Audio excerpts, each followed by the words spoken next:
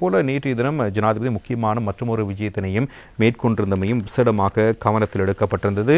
அதாவது ஜனாதிபதி கச்சத்தீவுக்கு விஜயம் என்பதாக இன்றைய தினம் பத்திரிகைகள் அது குறித்த தகவல்களை பிரதானமாக தந்திருக்கின்றன. வடக்கு விஜயத்தை மேற்கொண்டிருந்த ஜனாதிபதி அன்ருகுமார் திசாநாயக்க நேற்று கச்சத்தீவுக்கு கடற்படையின் விசேட பாதுகாப்புடன் திடீர் விஜயத்தினை மேற்கொண்டிருந்தார்.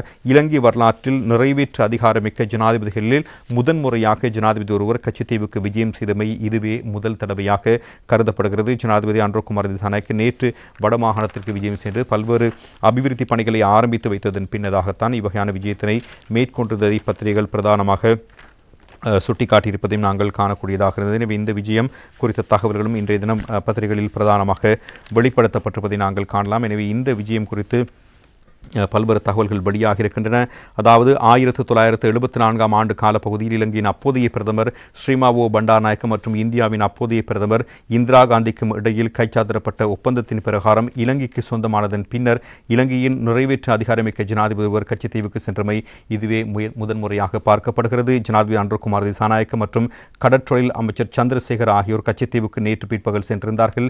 இலங்கையின் ஜனாதிபதி ஒருவர் முதன்முறையாக கச்சத்தீவுக்கு சென்றுள்ளமை சகல தரப்பினருடைய கவனத்தையும் ஈர்த்த ஒரு விடயமாக அமைந்திருந்தது.